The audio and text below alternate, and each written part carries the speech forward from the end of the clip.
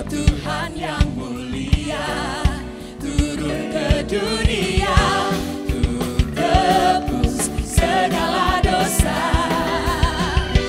Kau beri keselamatan, beri kesempatan, kasih-Mu mengubahkan. Jika ku akui semua dosaku, maka Kau adalah setia dan adil. Kau kan mengampuni dan sucikan dari segala yang jahat. Tak mau ku hidup di dunia ini lagi. Tak ingin kompromi, tak ingin lakukan hal yang dapat dukakan hatimu. Tak mau ku hidup di luar tutur kata firman-Mu yang telah bebaskanku. Yesus, kebenaranku adalah pilihan-Mu. Mari bersama-sama goyangkan hati kita di depan Allah-Mu.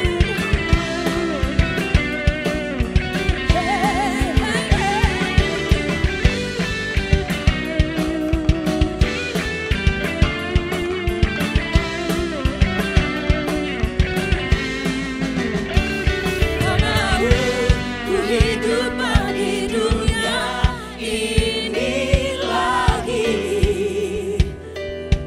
Tak ingin kompromi, tak ingin lakukan hal yang dapat dukakan hati-Mu.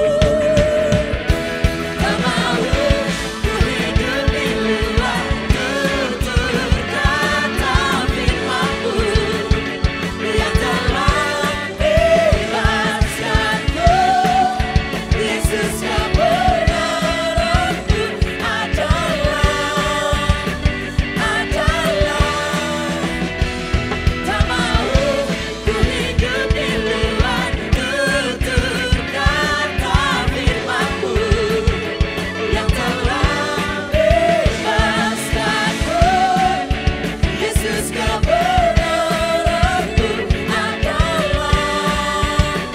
adalah pilihanku. Para-pa-pa-para-ra. Para-ra-pa-pa-ra-ra. Para-pa-pa-para-ra. Para-ra-pa-pa-ra-ra.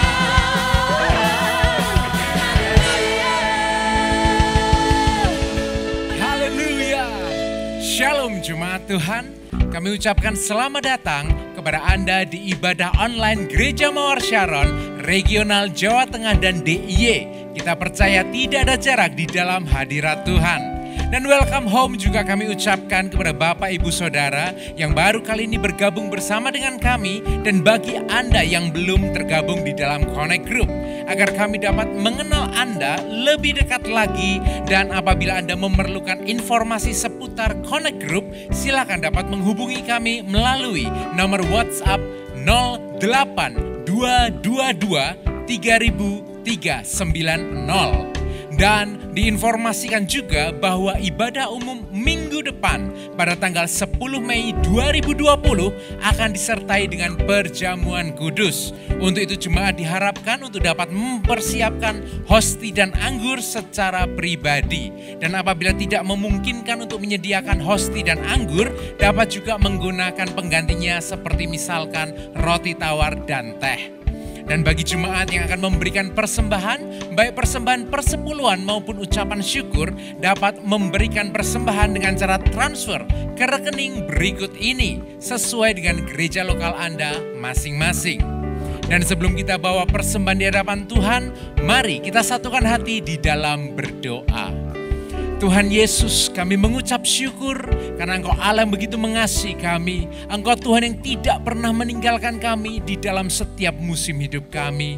Dan Tuhan, kami bersyukur dan kami mau membawa persembahan ucapan syukur maupun persembahan persepuluhan kami di hadapan-Mu. Biar Kau kuduskan, Kau sucikan setiap hati kami. Biar kami bawa persembahan ini dengan hati yang penuh sukacita, dengan hati yang mengasihi Engkau. Terima kasih Tuhan, biar Kau berkenan menerima setiap persembahan ini di dalam nama Tuhan Yesus Kristus. Haleluya. Amin. Selamat memberi. Tuhan Yesus memberkati. Jangan lupa klik tombol subscribe di YouTube untuk mengetahui update informasi seputar ibadah online, serta aktifkan lonceng pemberitahuan. Dan juga follow akun Instagram Gereja Lokal GMS Regional Jateng dan DIY untuk update informasi terbaru tentang ibadah, connect group, dan lain-lain.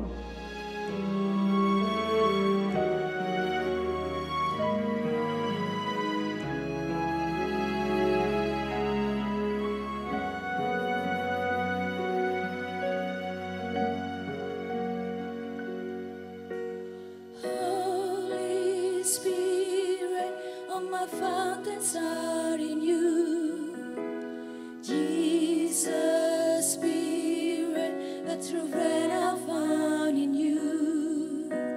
Spring of love, joy and peace, you breathe your life in me. Patiently, you will always wait for me. You're so kind, so good and faithful too. Real and brighter in my flesh, gently lead me to you.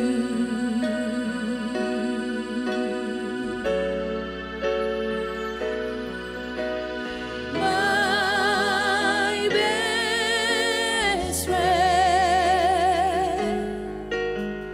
Holy Spirit,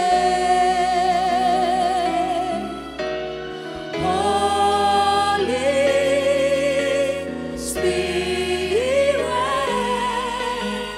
my best friend.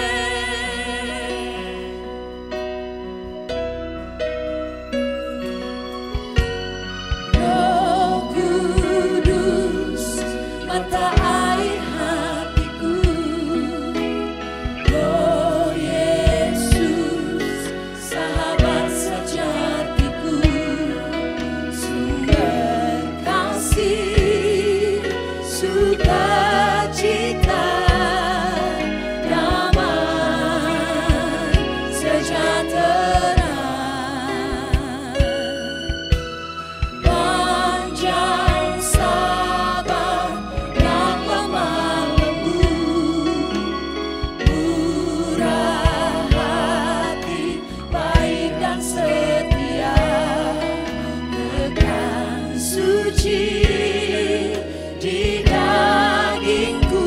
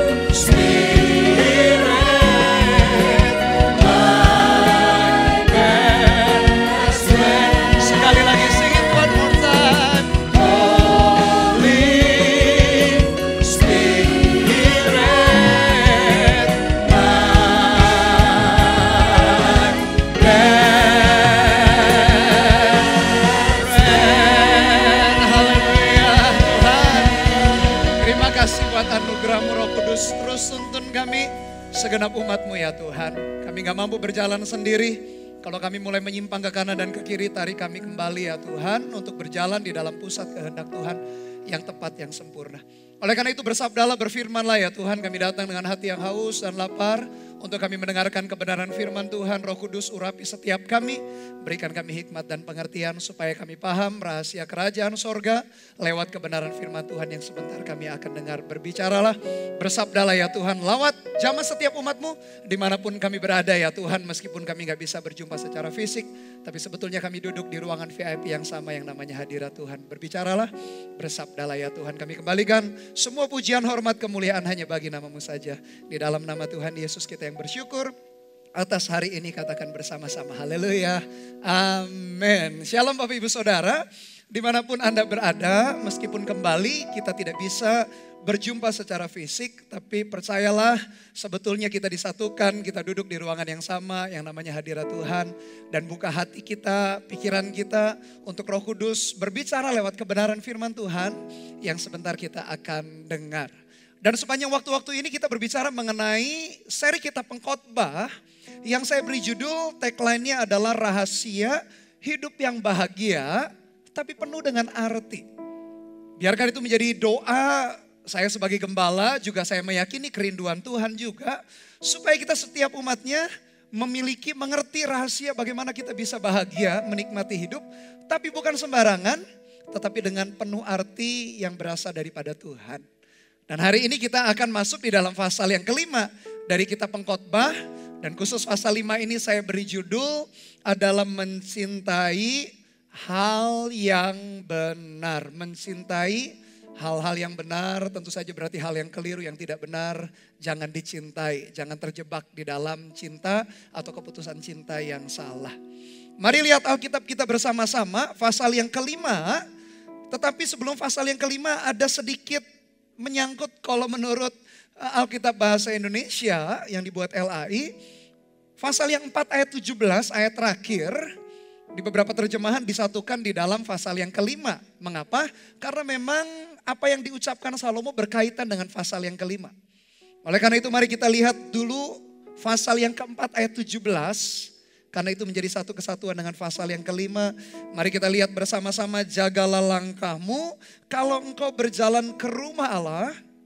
Menghampiri untuk mendengar adalah lebih baik daripada mempersembahkan korban yang dilakukan oleh orang-orang bodoh karena mereka tidak tahu bahwa mereka berbuat jahat. Lalu pasal 5 ayat 1, janganlah terburu-buru dengan mulutmu dan janganlah hatimu lekas-lekas mengeluarkan perkataanmu di hadapan Allah. Karena Allah ada di sorga dan engkau di bumi, oleh sebab itu biarlah perkataanmu sedikit. Karena sebagaimana mimpi disebabkan oleh banyak kesibukan, demikian pula percakapan bodoh disebabkan oleh banyak perkataan. Pasal 4 ayat 17 berkata, jagalah langkahmu ketika kita menghampiri rumah Allah atau bait Allah. Bagaimana kita menjaga langkah kita? Apa yang harus kita lakukan untuk kita menjaga langkah kita ketika kita pergi ke rumah Tuhan? Ketika kita pergi beribadah, apa yang harus kita jaga?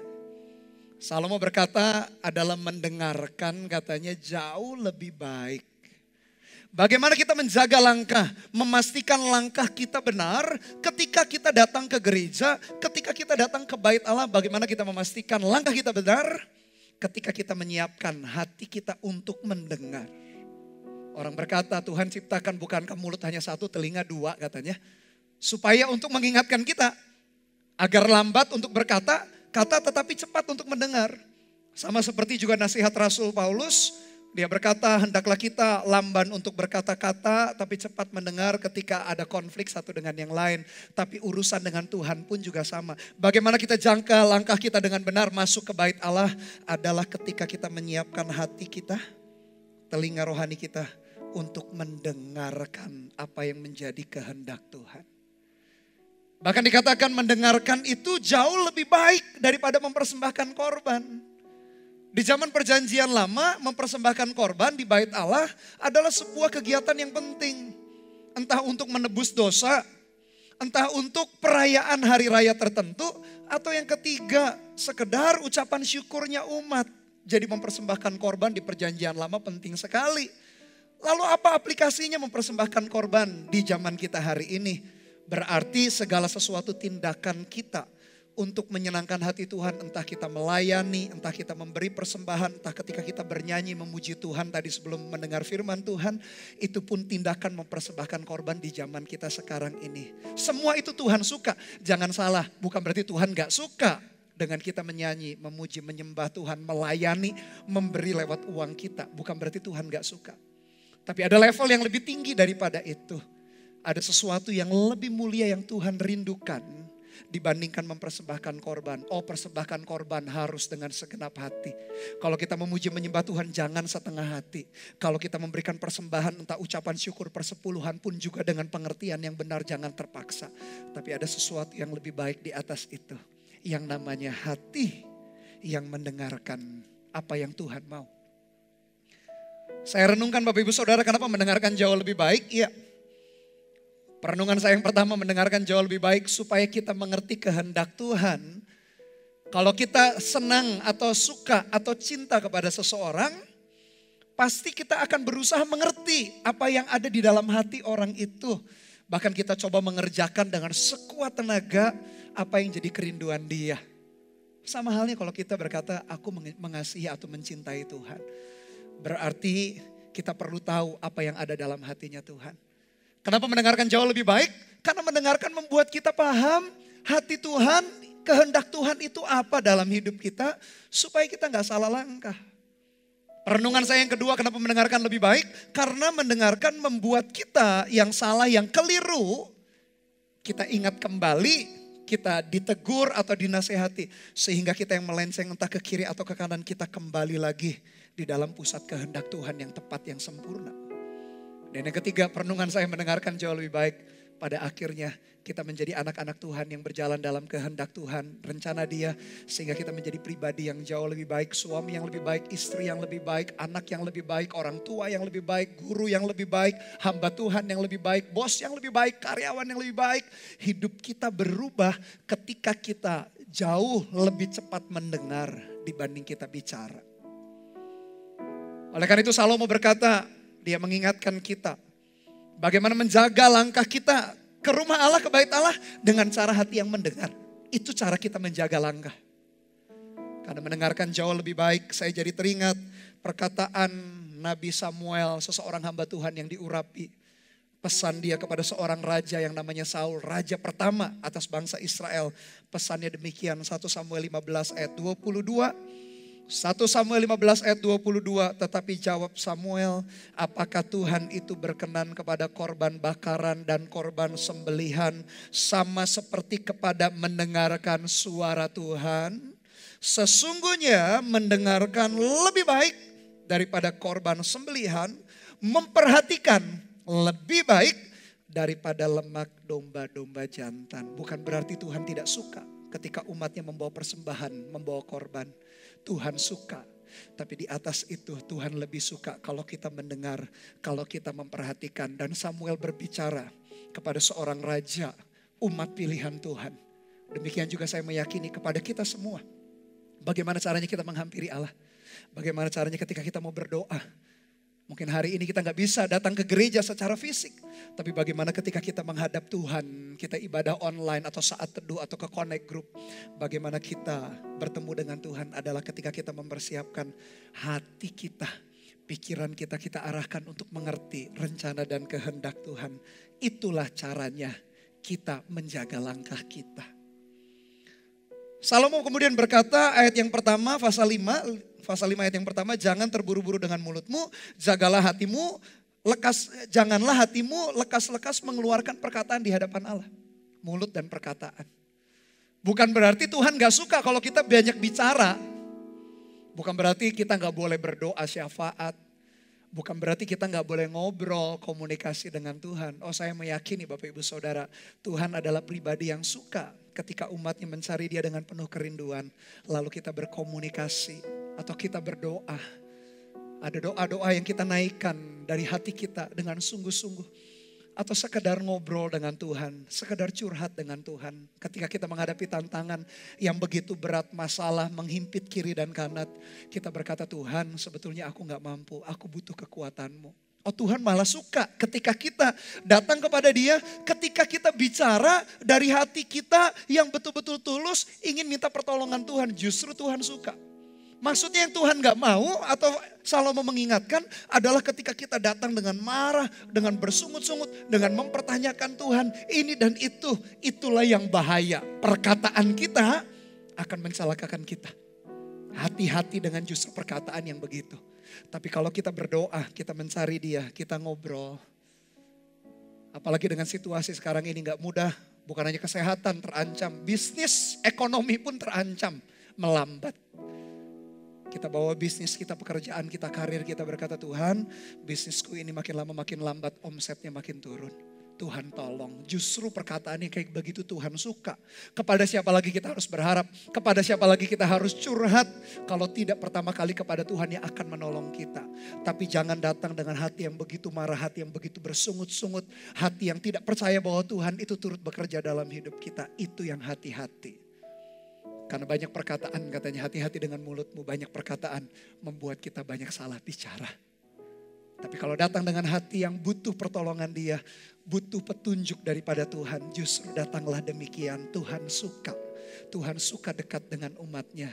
Dia suka kalau umatnya berdoa. Bukankah doa adalah komunikasi dua arah antara kita manusia yang terbatas dengan Tuhan yang tak terbatas itu. Kita butuh pertolongan Dia.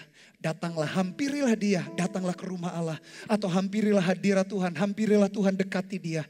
Tapi jaga langkah kita. Dengan cara kita pun perlu mendengarkan apa yang Dia katakan dalam hidup kita. Ayat yang ketiga, Salomo pengkhotbah atau Kohelet itu melanjutkan. Dia berkata, kalau engkau bernasar kepada Allah, janganlah menunda-nunda menepatinya. Karena Ia tidak senang kepada orang-orang bodoh. Tepatilah nasarmu. Lebih baik engkau tidak bernasar daripada bernasar tetapi tidak menepatinya. Janganlah mulutmu membawa engkau ke dalam dosa. Dan janganlah berkata di hadapan utusan Allah bahwa engkau kilaf. Maaf Tuhan, saya kilaf. Apakah perlu Allah menjadi murka katanya atas ucapan-ucapanmu dan merusakkan pekerjaan tanganmu. Ayat 6 Salomo berkata, karena sebagaimana mimpi banyak, demikian juga perkataan sia-sia banyak. Tetapi takutlah akan Tuhan. Dalam Alkitab ada istilah namanya nasar. Nasar itu apa sih? Janji kepada Tuhan. Kalau Tuhan menjawab doa kita atau memberikan A, B, C, dan D. Lalu kita janji. Kita kembalikan kepada Tuhan sebagai bukti komitmen janji kita dalam bentuk nasar. Di dalam contoh di dalam Alkitab ada beberapa tokoh Alkitab yang mengeluarkan atau membuat nasar. Membuat janji, membuat komitmen pribadi di hadapan Tuhan. Memang gak ada yang salah sih dengan nasar, cuman seringkali bernasar itu ingin mendapatkan sesuatu dari Tuhan, bahkan sedikit mungkin agak memaksa begitu kehendak kita. Dan sebetulnya tidak ada yang salah dengan nasar, tapi hati-hati Bapak Ibu Saudara, nasar atau komitmen janji kita di hadapan Tuhan, Salomo mengingatkan tepatilah. Karena Tuhan kita sebetulnya Tuhan yang konsekuen, Dia Tuhan yang setia. Janjinya saja iya dan amin. Ketika Dia berjanji, Dia pasti menggenapi. Tidak seperti kita berdusta, tidak seperti kita kadang mengingkari janji kita. Dari pihak Tuhan, Dia Tuhan pribadi yang begitu setia. Dia konsekuen, apa yang difirmankan, apa yang dijanjikan, iya dan amin. Oleh karena itu dalam Alkitab kita dijelaskan bagaimana janji Tuhan itu seperti perak yang dimurnikan, seperti emas yang dimurnikan. Betul-betul kalau Tuhan ngomong, pasti terjadi, pasti digenapi. Dan hal yang sama, standar yang sama Tuhan mau dalam hidup kita pun ketika kita berjanji, ketika kita bernasar. Oleh karena itu Bapak Ibu Saudara, jangan cepat-cepat bernasar. Jangan cepat-cepat berjanji sesuatu kepada Tuhan. Apalagi kalau kita sebetulnya mengucapkannya ragu juga. Apakah kita mau menepati atau tidak. Hati-hati. Karena Tuhan menunggu apa yang kita nasarkan. Ada dua contoh dalam Alkitab yang saya ingat ketika saya baca perikop ini. Bagaimana nasar mereka digenapi, yang satu cukup menyesal. Kita lihat kisah ini, yang pertama adalah Hana. Dalam 1 Samuel 1 ayat 9 sampai ayat 11. 1 Samuel 1 ayat 9 demikian. Pada suatu kali setelah mereka habis makan dan minum di Silo, berdirilah Hana sedang Imam Eli duduk di kursi dekat tiang pintu bait suci Tuhan. Dan dengan hati pedih ia berdoa kepada Tuhan sambil menangis terseduh-seduh. Kenapa dia menangis? Perhatikan, kemudian bernasarlah ia, katanya, Tuhan semesta alam, jika engkau sungguh-sungguh engkau memperhatikan sengsara hambamu ini dan mengingat kepadaku dan tidak melupakan hambamu ini, tetapi memberikan kepada hambamu ini seorang anak laki-laki, maka aku akan memberikan dia kepada Tuhan untuk seumur hidupnya dan pisau cukur tak akan menyentuh kepalanya. Ada seorang wanita yang sudah menikah tapi mandul, tak punya anak. Dia bergumul sekian lamanya dan akhirnya dia bernasar, Tuhan kalau engkau memberikan seorang anak laki-laki, aku akan bawa dia ke hadapan Tuhan. Menjadi nasir Allah, menjadi hamba Allah. Dan kita tahu Hana akhirnya Tuhan percayakan seorang anak namanya Samuel. Dan persis seperti yang dia nasarkan, persis seperti yang dia janjikan. Dia bawa Samuel untuk dididik di bawah pengawasan Imam Eli.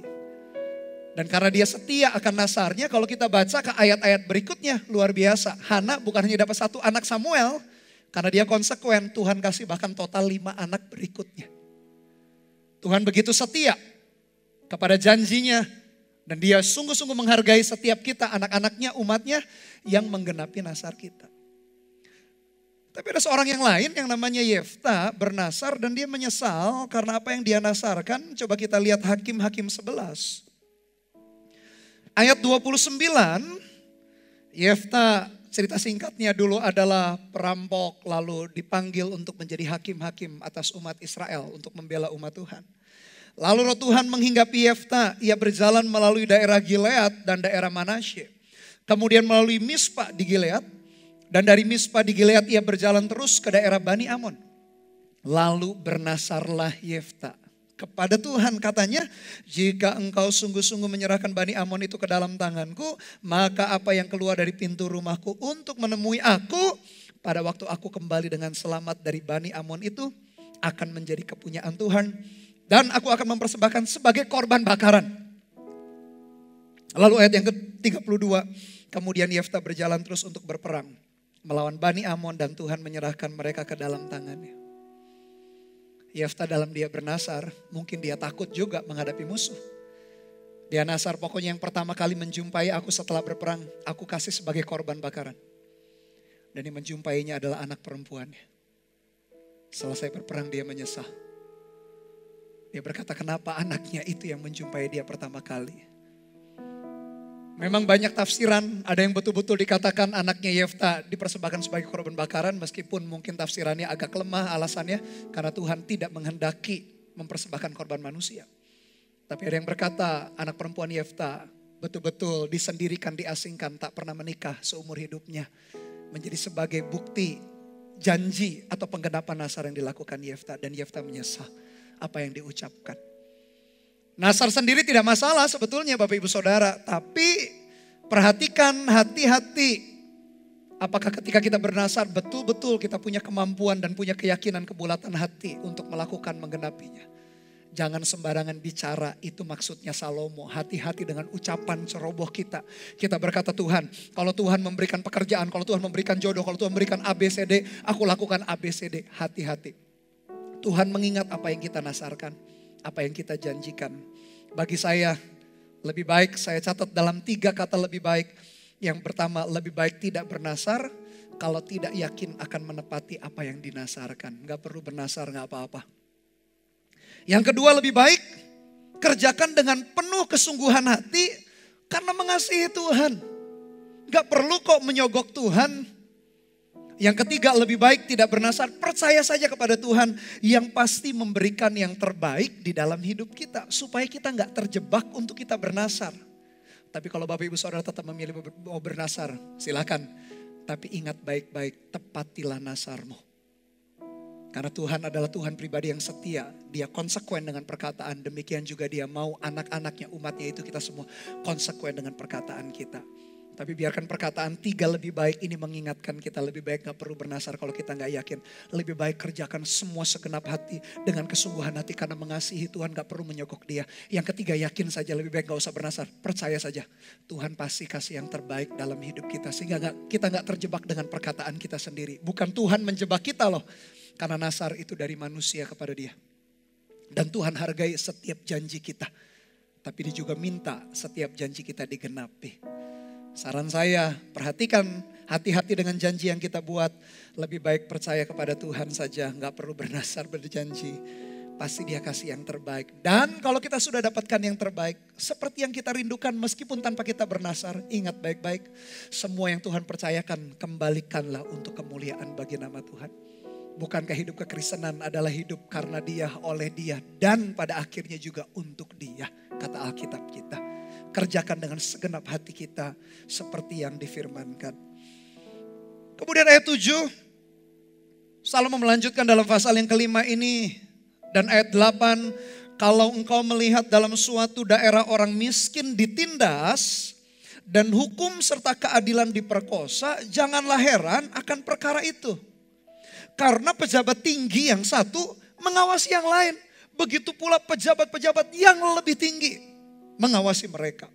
Suatu keuntungan bagi negara dalam keadaan demikian ialah kalau rajanya dihormati di daerah itu. Bapak Ibu Saudara, kitab pengkhotbah ditulis oleh Salomo. Kohelet itu pengkhotbah itu.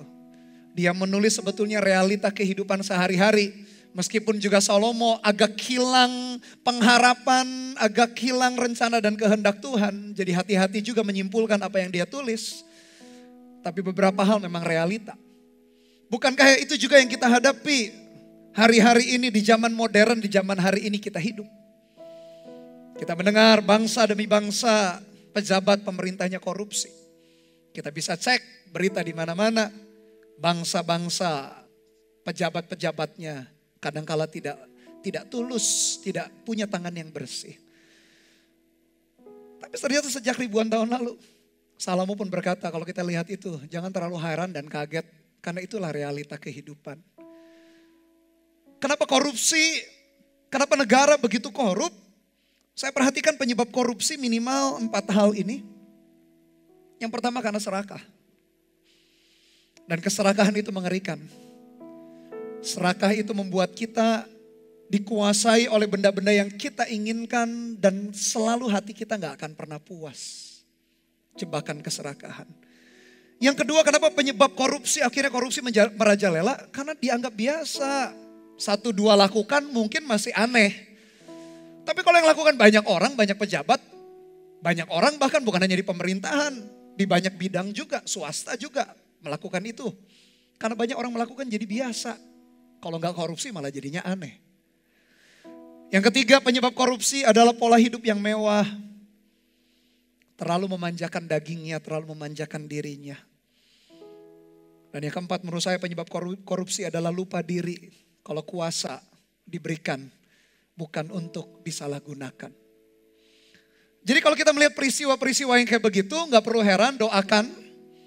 Tapi sambil kita pun kalau kita punya power, kalau kita punya sumber daya, jangan juga lakukan korupsi. Jangan melihatnya biasa. Jangan melihatnya untuk memanjakan daging kita. Karena kita terbiasa dengan hidup yang mewah. Kita gak biasa hidup yang sederhana, hati-hati dengan terjebak itu. Dan jangan lupa kuasa setiap sumber daya yang Tuhan berikan, setiap apapun yang Tuhan percayakan dalam hidup kita, bukan untuk semata-mata memuaskan nafsu kita, untuk menyelesaikan justru kehendak dan rencana Tuhan. Nah kalau kita lihat orang korupsi, kita doakan juga mereka supaya pertobatan ada dalam hidup mereka, tapi sambil menjaga diri kita pun juga agar kita gak korupsi. Karena yang korupsi itu bukan hanya di pemerintahan. Kalau Anda cek di berita bangsa-bangsa di dunia, bukan hanya di pemerintahan. Dalam hidup sehari-hari pun, di swasta pun yang bukan pemerintahan pun juga sama. Oleh karena itu satu sisi doakan negara, doakan bangsa di mana kita hidup, di mana kita tinggal. Kenapa negara itu masih aman? Karena yang menguntungkan kata Salomo di ayat berikutnya, kalau rajanya dihormati. Kenapa negara itu belum chaos, belum kacau meskipun korupsi di mana-mana? Karena ada figur yang dihormati. Tapi kalau figur itu sudah gak ada, chaos lah bangsa itu. Bahkan hancur, bahkan runyam lah bangsa itu. Justru sebagai anak-anak Tuhan, sebagai umat Tuhan dimanapun kita berada, dimanapun kita tinggal, di bangsa manapun hari ini kita tinggal. Tentu saja lebih banyak hari ini di bangsa Indonesia, ya doakan juga pemerintahan kita. Doakan juga pemerintahan bangsa-bangsa. Supaya roh takut akan Tuhan, kebijaksanaan. Supaya pejabat pemerintah, dalam kitab Roma Paulus berkata bukankah pemerintahan adalah wakil Allah yang ditunjuk oleh Allah. Supaya wakil Allah itu melakukan fungsi dan perannya dengan baik, tidak korup. Dan sebaliknya yang kedua, ingatkan diri kita. jangan juga kita korup. Karena kita punya kuasa, karena kita punya power, kita punya koneksi, kita punya uang, kita merasa kita bisa lakukan A, B, C, dan D sembarangan. Hati-hati, pada akhirnya setiap apa yang kita lakukan harus kita pertanggungjawabkan di hadapan Tuhan. Jangan terlalu aneh bingung, maksud Salomo adalah jangan berkecil hati, memang begitulah realita kehidupan. Dan tapi kita jangan ikut-ikut untuk korupsi di dalamnya. Justru jagalah hati kita dengan penuh kewaspadaan. Lalu dia lanjutkan ayat yang ke-9. Siapa mencintai uang tidak akan puas dengan uang. Dan siapa mencintai kekayaan tidak akan puas dengan penghasilannya. Ini pun sia-sia. Dengan bertambahnya harta, bertambah pula orang-orang yang menghabiskannya. Dan apakah keuntungan pemiliknya selain daripada melihatnya? Enak tidurnya orang yang bekerja, baik ia makan sedikit maupun makan banyak. Tetapi kekenyangan orang kaya sekali-kali tidak membiarkan dia tidur. Ada kemalangan yang menyedihkan kulihat di bawah matahari, kekayaan yang disimpan oleh pemiliknya menjadi kecelakaannya sendiri. Dan kekayaan itu binasa oleh kemalangan sehingga tak ada suatu pun padanya, bahkan untuk anaknya diwariskan pun gak ada. Salomo mengingatkan 5 ayat ini mengenai kekayaan. Jangan mencintai uang, gak akan puas. Jangan mencintai kekayaan, tidak akan puas. Ada orang kaya diwawancara, orangnya punya banyak hal, dia diwawancara. Menurut kamu puas itu seberapa sih? Dia berkata tambah sedikit, cukup itu seberapa? Dia berkata padahal sudah kaya, tambah sedikit. Setelah ditambah, tambah sedikit lagi. Setelah ditambah, tambah sedikit lagi. Jadi maksudnya gak akan pernah puas memang. Kalau mencintai kekayaan, mencintai uang itu tak akan pernah puas. Bahkan kalau kita ingat 1 Timotius 6, Rasul Paulus berkata, hati-hati, akar dari segala kejahatan adalah cinta uang. Oleh karena cinta uang, mereka karena memburu uang, mereka menyiksa dirinya, menyimpang dari iman. Mereka menghadapi berbagai penderitaan yang seharusnya tak perlu mereka hadapi. Karena cuma cinta uang, cinta kekayaan. Bapak ibu saudara, kita lahir telanjang tak bawa apa-apa. Kita kembali kepada dia pun tak bawa apa-apa. Kekayaan atau uang hanya bersifat sementara. Meskipun kelolalah dengan bijaksana. Tapi jangan terjebak di dalamnya. Uang bisa jadi hamba yang baik, tapi tuan yang begitu jahat. Kalau kita izinkan dia jadi tuan. Tuan bagaimana caranya? Ketika hidup kita dikontrol, hidup kita hanya untuk mengejar itu, celakalah kita. Uang adalah tuan yang jahat, tapi hamba yang baik kalau kita kelola. Bukan kita yang di bawah uang, justru uang yang di bawah kontrol kita. Tapi bukan berarti uang tidak penting. Salomo berkata demikian, karena Salomo adalah orang yang paling kaya. Di zamannya dia perak gak ada harganya karena sebanyak batu di tepi jalan katanya. Perak tak ada harganya di zaman dia. Begitu kaya luar biasa. Seluruh bangsa, banyak raja, banyak bangsa-bangsa datang memberikan upeti setiap bulan. Bahkan begitu upeti diberikan, bangsa itu semakin kaya luar biasa. Dan Salomo di tengah-tengah kekayaannya dia lihat. Memang gak akan pernah puas ya kalau punya harta, punya kekayaan. Bukan berarti kita memandang negatif soal uang. Uang itu sifatnya adalah netral. Ada beberapa kalimat-kalimat yang mungkin menggeletik hati kita mengenai uang. Katanya uang bukan segalanya, namun segala sesuatunya butuh uang. Uang tidak akan kita bawa mati, namun katanya mau mati rasanya kalau tidak ada uang. Uang bukan alasan utama untuk mencintai, namun cinta. Katanya akan lebih lengkap kalau ada uangnya. Uang tidak bisa membeli segalanya, namun uang memudahkan banyak hal. Uang tidak bisa membeli kenyamanan tidur, namun tidur akan lebih nyenyak katanya. Kalau uang cukup. Kalau selalu dikejar-kejar tagihan, juga gak akan tidur nyenyak. Maksudnya begini, biar kalimat-kalimat itu menggelitik, mengingatkan kita bahwa sebetulnya uang itu penting kok. Alkitab atau Yesus atau siapa tokoh-tokoh di Alkitab, Rasul Paulus, Yesus sendiri berkata mengenai uang juga. Atau bahkan Salomo, bukan berarti meniadakan fungsinya uang atau meniadakan fungsinya kekayaan, segala sesuatu. Justru kalau ada uangnya kita bisa kelola dengan bijaksana, uang itu membantu kita dalam banyak hal. Tapi maksudnya adalah jangan pernah uang itu kita jadikan tuan atau tujuan utama di hidup kita, celakalah kita. Karena cinta uang akhirnya orang menyimpang dari iman, menyiksa dirinya dengan berbagai duka. Uang jadikan hamba, di bawah kita bukan di atas kita. Karena pada dasarnya uang itu juga perlu sekali, penting sekali. Dan doa saya, jemaat Tuhan pun, Anda semua pun diberkati secara keuangan. Menghadapi wabah yang seperti ini, perekonomian kita juga melambat. Tapi saya berdoa apa yang hilang selama bulan-bulan, minggu-minggu ini, biarkan Tuhan gantikan atau Tuhan berkati di bulan-bulan mendatang. Tetap berkat juga, tetap keuangan, kekayaan. Saya berdoa supaya anak-anak Tuhan pun diberkati. Tapi tak pernah uang itu menjadi tuan atau tujuan akhir.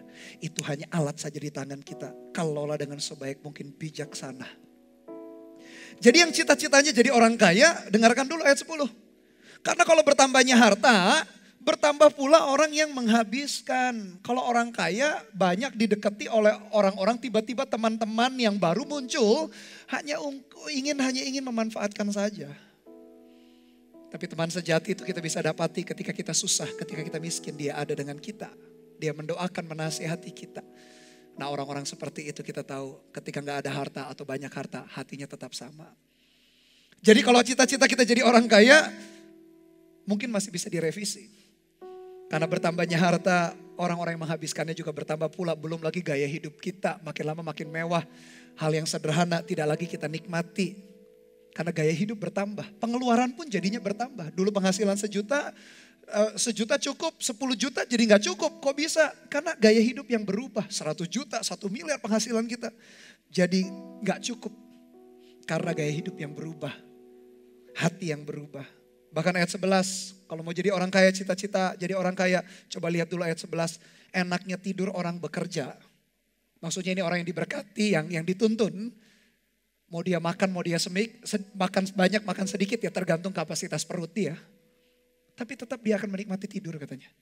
Tapi orang kaya, meskipun hartanya banyak, dia tidak bisa tidur senyenyak orang yang biasa.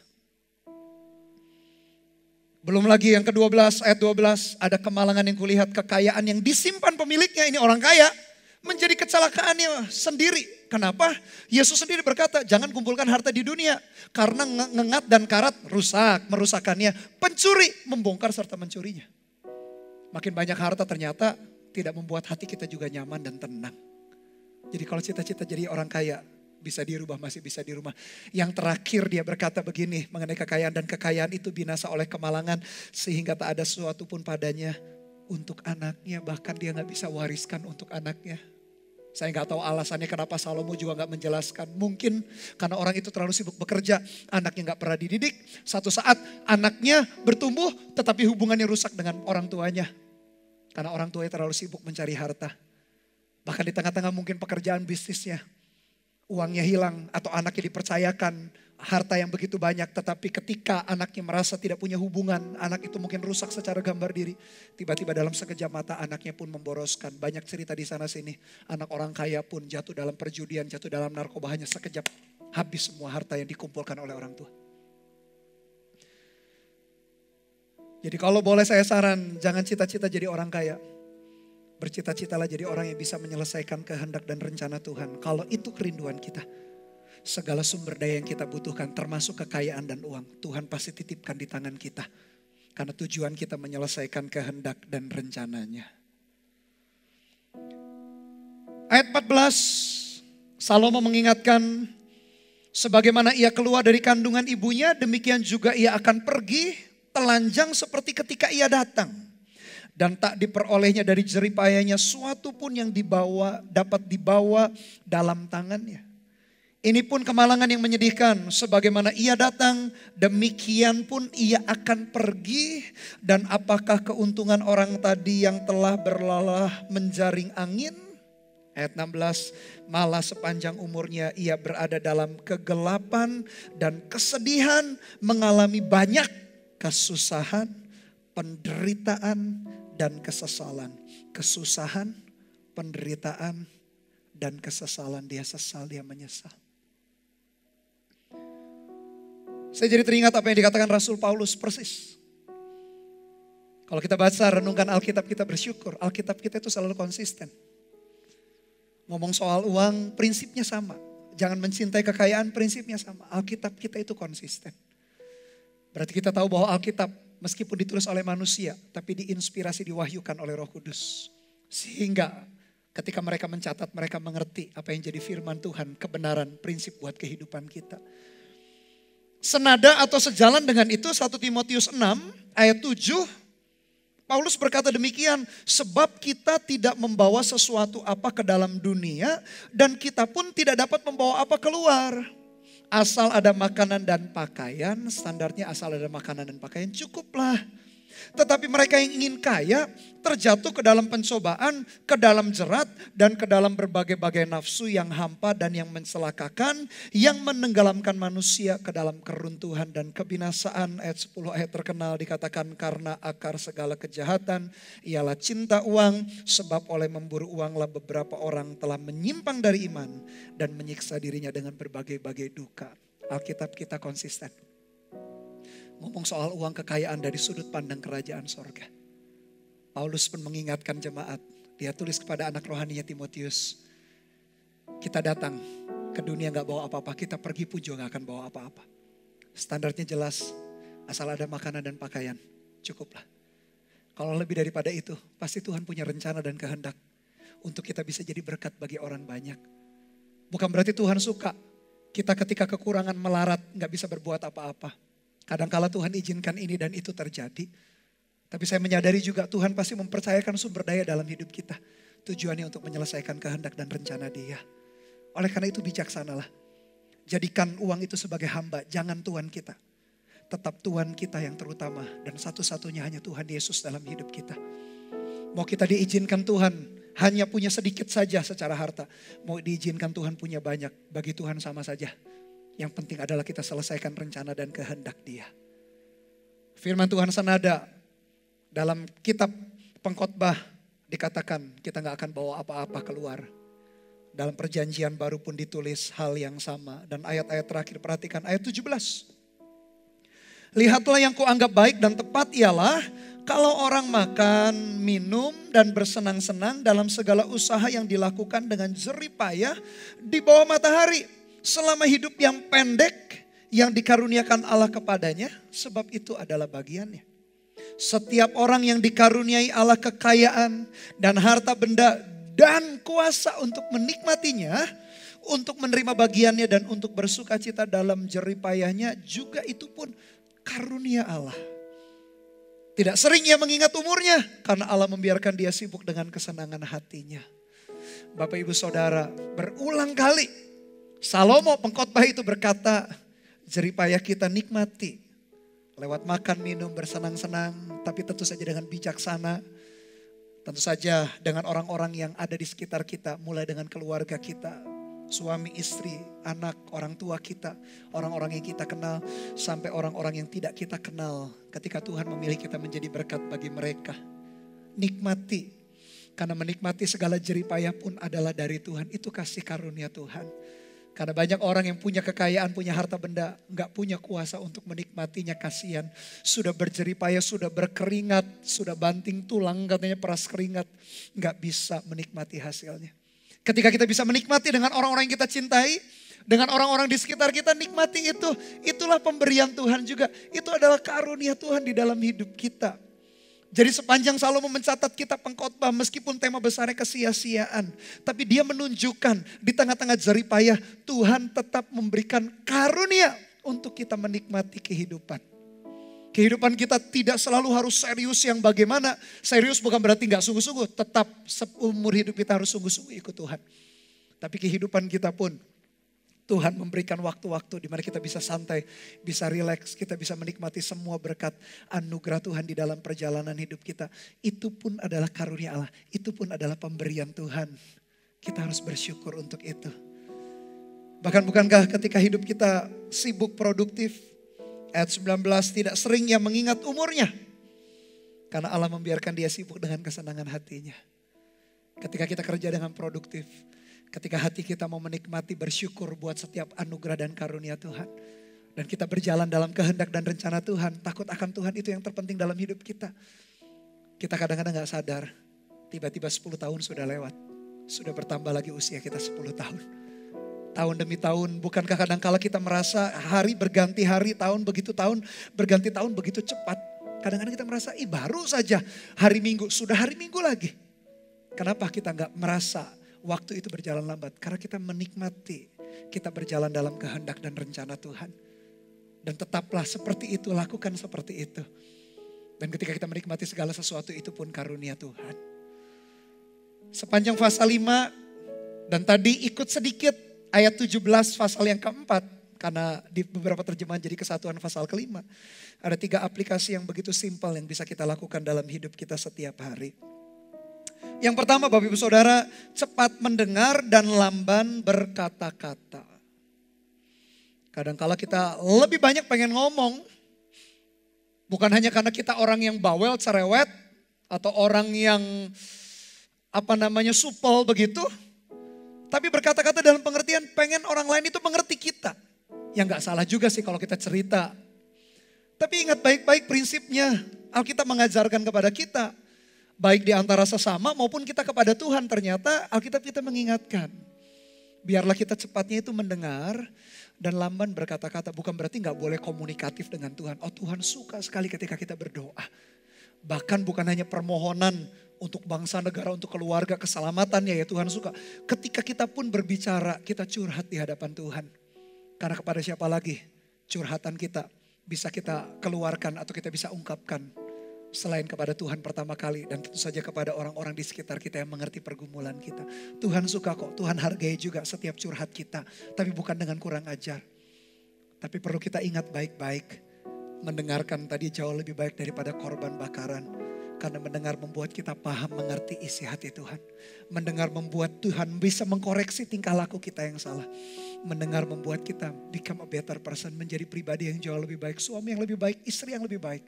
Orang tua yang lebih baik, anak yang lebih baik, pegawai yang lebih baik, bos yang lebih baik. Kita menjadi seseorang yang lebih baik. Ketika kita punya hati yang mendengar. Ingat Tuhan ciptakan 2 telinga, 1 mulut. Kita ingat cepatlah kita mendengar. Tapi lamban untuk berkata-kata, apalagi lamban untuk marah. Aplikasi yang kedua, jangan korup. Gunakan posisi dan pengaruh yang Tuhan percayakan untuk membawa kebaikan bagi orang lain. Jangan menindas, jangan menghancurkan orang dengan kuasa atau power yang kita miliki. Karena Tuhan adalah hakim yang adil. Sambil nikmati jerih payah kita, susah payah kita nikmati. Tapi kekuatan kita, keuangan kita, sumber daya kita. Jangan dipakai untuk ngerjain menindas orang lain. Jangan digunakan untuk menekan. Bisa gak? Oh bisa sekali. Orang yang punya power, orang yang punya uang. Dia bisa lakukan banyak hal. Untuk merugikan. Untuk buat fitnah. Untuk sikut sana sikut sini. Bahkan untuk bunuh orang sekalipun. Tapi ingat pada akhirnya Tuhan hakim yang adil. Kita perlu berurusan dengan dia. Mungkin seolah-olah penghakiman tidak turun atas kita ketika kita di atas muka bumi. Seolah-olah Tuhan kompromi. Tidak, Tuhan gak pernah kompromi dengan dosa. Dia hakim yang adil. Dia akan menghakimi seturut dengan perbuatan kita. Jangan korup Bapak Ibu Saudara. Kalau kita melihat orang lain korup, jangan anggap biasa. Doakan. Kalau kita melihat pemerintahan, doakan supaya roh takut akan Tuhan ada. Tapi kita pun sendiri, jangan sampai kita terjebak di dalam hati yang korup. Dan aplikasi yang terakhir, yang ketiga, jangan mencintai kekayaan. Kalau mau cinta, cintalah yang satu ini. Cintalah Tuhan kita. Yang kedua, cintalah sesama kita. Bukankah itu yang Yesus katakan hukum yang pertama dan hukum yang kedua yang sama dengan itu. Hukum pertama adalah kasihilah Tuhan dengan segenap hati, jiwa, kekuatan, akal budi kita. Dan hukum yang kedua yang sama dengan itu. Kasihilah sesama kita seperti kita mengasihi diri kita. Jangan cintai kekayaan. Bukan berarti kita naif, kita berkata gak perlu uang, gak perlu kekayaan. Oh tidak, kekayaan dan uang perlu dalam hidup kita di atas muka bumi. Kelola dengan baik setiap sumber daya keuangan untuk selesaikan kehendak Tuhan. Tapi jangan jadikan uang itu sebagai tuan kita yang memerintah, yang mengontrol. Jangan dicintai. Kalau mau mencintai, cintai Tuhan saja. Cintai sesama kita. Kita belajar mengasihi orang lain seperti kita mengasihi diri kita. Uang kita taruh di bawah kita. Kelola dengan bijaksana. Jadikan uang itu hamba untuk kita bisa selesaikan rencana dan kehendak Dia. Kalau itu yang kita lakukan, kita akan melihat hidup kita gak akan pernah sia-sia. Sepanjang kita hidup di atas muka bumi, hidup kita dikerjakan dengan sepenuh hati, dengan segenap hati kita. Cintai hal-hal yang benar, hal-hal yang salah, hal-hal yang buruk jangan dicintai. Hati kita berikanlah untuk mencintai Tuhan, mengasihi Dia dengan segenap hati, jiwa, kekuatan, akal budi kita. Dan yang kedua, cintai sesama kita. Cintai orang-orang di sekitar kita. Bukankah banyak orang bercerita ketika kondisi begini gak bisa banyak berjalan kemana. Dan akhirnya ketemu lagi dengan orang-orang itu lagi. Siapa sih orang-orang itu lagi? Ya keluarga kita juga. Yang seringkali kita abaikan. Yang seringkali kita pandang remeh. Ternyata orang-orang itu ada di sekitar kita. Hargai mereka. Cintai mereka, jangan cintai kekayaan. 3 aplikasi ini terapkan dalam hidup kita setiap hari. Supaya hidup kita gak pernah sia-sia. Tuhan Yesus memberkati. Mari tundukkan kepala, pejamkan mata kita sejenak. Terima kasih ya Tuhan buat kebenaran firman-Mu. Meteraikan dalam hati kami. Kami belajar Tuhan untuk mencintai hal-hal yang benar. Sedangkan hal-hal yang salah, hal-hal yang keliru, hal-hal yang dosa, hal-hal yang tidak Engkau sukai tak perlu kami cintai ya Tuhan. Biarkan hati kami didapati benar. Kami berjalan di dalam perjalanan kehidupan ini. Kalau kami menyimpang ke kanan dan ke kiri, Tuhan tarik kami kembali di dalam jalan-Mu. Biarkan kami senantiasa menjaga langkah kami dengan benar ketika kami berjumpa dengan Tuhan ke rumah Allah. Dengan cara hati yang mendengar, telinga yang dengar-dengaran akan firman-Mu. Biarkan itu menjadi kerinduan dalam hati kami semua. Meteraikan firman-Mu ya Tuhan dalam hati kami. Dalam nama Tuhan Yesus. Nyanyikan lagu ini bersama-sama Bapak Ibu Saudara. Jadikan doa kita. Jadikan ungkapan hati kita. Kecintaan kita kepada Dia. Haleluya Tuhan.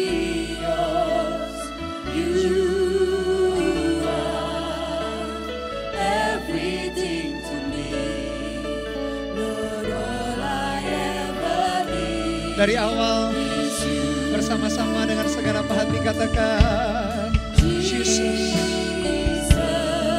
Amen. Yes I do, yes we do.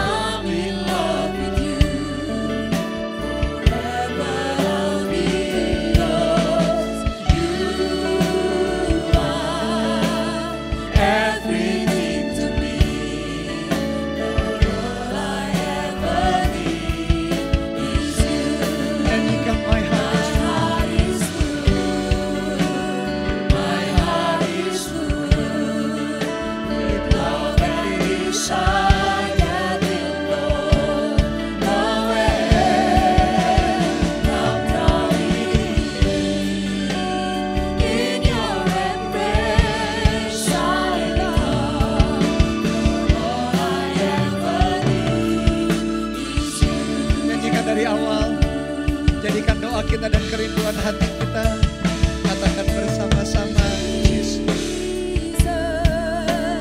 I'm in love with you. I'm in love with you. Forever I'll be yours. Hallelujah, hallelujah. Everything to me, all I ever need. Katakan dengan segenap hati kita, my heart is full. My heart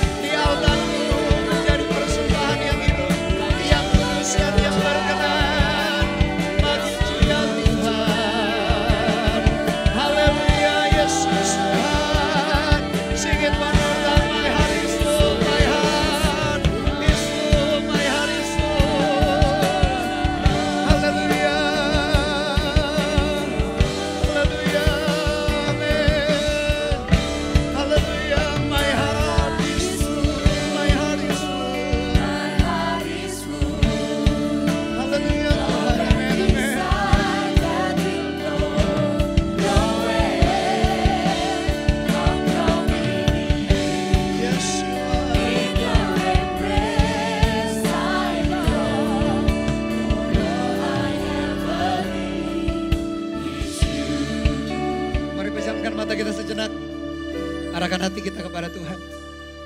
Renungan firman yang baru saja kita dengar.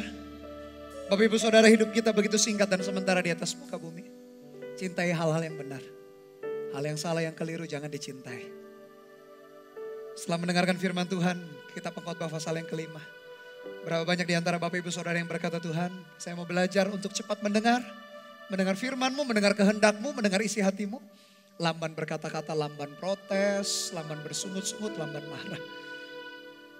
Dan yang kedua, engkau berkata, Tuhan, aku mau belajar untuk gak korup ya Tuhan. Dalam setiap sumber daya, potensi, kekuatan, talenta, keuangan, biarkan saya pergunakan dengan sebaik mungkin untuk menyelesaikan rencana kehendak Tuhan. Gak mau menekan, gak mau merugikan yang lain, justru mau memanfaatkan setiap sumber daya itu untuk menyelesaikan rencana dan kehendak Tuhan. Dan yang ketiga berkata, Tuhan, kami gak mau mencintai kekayaan.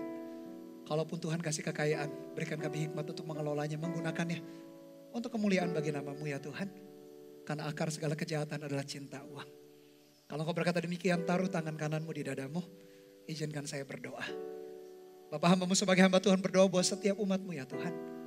Tangan kami yang kami taruh di dada kami menjadi sebuah ekspresi, menjadi sebuah wujud doa kami, penyerahan hak hidup kami kembali kepadamu. Kami serahkan kehendak bebas kami, hidup kami.